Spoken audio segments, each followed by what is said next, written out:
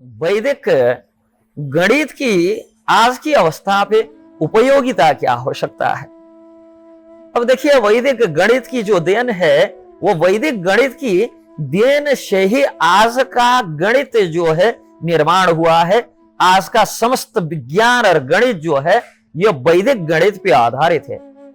जो वैदिक गणित ने सिद्धांत प्रतिपादित किया है, वेद में जो गणित के सिद्धांत व्याख्या किए गए हैं, वेद के जो गणित के सिद्धांत है, उन्हीं गणित के सिद्धांतों से आज का विज्ञान और आज का गणित उसी पे टिका है।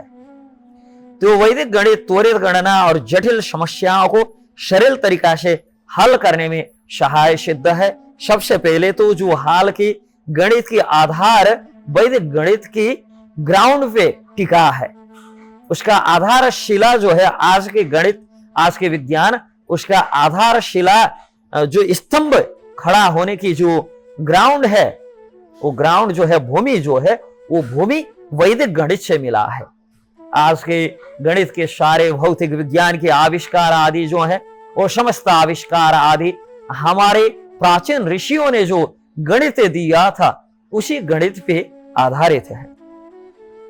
तो वैदिक गणित जो है, प्राचीन जो वैदिक गणितीय प्रणाली जो है, जिसे हम वैदिक गणित के रूप में जानते हैं, प्रणाली विशेष रूप से त्वरित गणना के लिए जो एकदम इसका विकास जो है चरम बिंदु पे है। जैसे इसमें जटिल गणितीय समस्याओं का जो हल करने का सहज और सरल जो तरीका है वो शामिल है। वैदिक गणित की विधियां वेद में जो वर्णित गणितीय सिद्धांतों पे आधारित है। हालांकि आज की आधुनिक युग में इसे विशेष रूप से 20वीं सदी में स्वामी भारती कृष्ण तीर्थ ने इसको पुनर्जीवित करने की अनेक चेष्टाएं की हैं। उनकी ये सब चेष्टा से आज की स्थिति में, आज की अवस्था में कुछ हम देख सकते हैं। उनके देन की वजह से यह और पुष्ट और विकसित हुआ है। लेकिन देखने से वैदिक गणित का जो सिद्धांत है, वो सिद्धांत जो ज्यामिति है, ज्योमेट्री के रूप में विकास हुआ है, जो त्रिकोणमिति के रूप में विकास हुआ है। इसे हम देख सकते हैं त्वरित गणना, जिसमें वैदिक गणित की अनेक विविध सामान्य गणितीय गणना के तुलना में अधिक तेज और अधिक सरलता से इसमें जो व्याख्या किया गया है। उदाहरण के लिए दो संख्या के गुणा, भाग, जोड़ आदि में जो समय की बचत होता है, आज की गणित से कोई और ज्यादा समय की बचत और सरल दृष्टि से हम ये कर सकते हैं। जैसे एकाधिकरण सूत्र जो है, एकाधिकरण सूत्र में जो दो अंक की संख्या की गुणा करने की उपयोगिता सिद्ध होता है। जैसे ऊर्ध्व तिर्यक भ्याम जो है, यह विधि गुणा करने की एक सामान्य जो विधि बताता है। और निखिलम नवतः चरमम दशतः, यह उन विधि उन संख्याओं की गुणा के लिए उपयोग होता है जहाँ जो संख्या 10 के समीप है, 10 के नजदीक में है।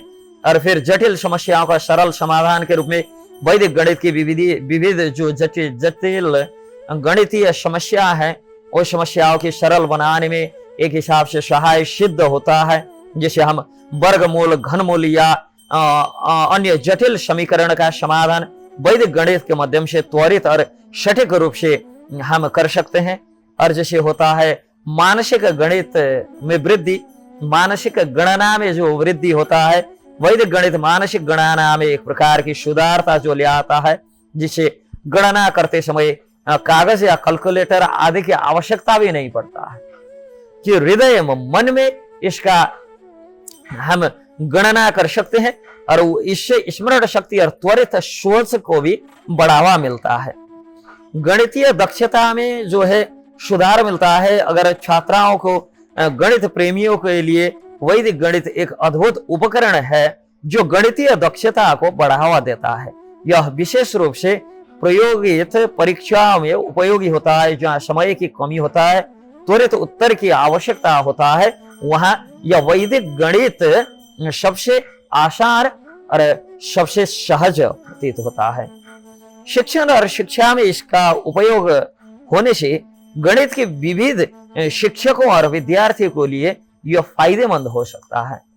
जैसे वो विविध छात्रों को गणित के अधिक रोचक और आकर्षित तरीका से सीखने में यह मदद करता है, और इसका सरल और त्वरित जो तरीकों की वजह से विद्यार्थियों में गणित के प्रति भय कम होता जाता है। क्योंकि अभी समाज में देखा जाता है गणित के प्रति छात्रों का जो एक प्रकार के भय हृदय में है, तो वो भय कम हो सकता है और उनका आत्मविश्वास यहाँ से वृद्धि हो सकता है। जैसे हम उदाहरण के रूप में मान लीजिए हम 32 और 43 ये 2 अंक का गुणन कर रहे हैं, तो 3 और 4 का गुणा करने पर जो 12 योगफल प्राप्त होता है, और 2 और 3 का गुणा करने से 6 और 4 और गुणा करने से 8, दोनों को जोड़ के हमें 14 जो अंक मिलता है।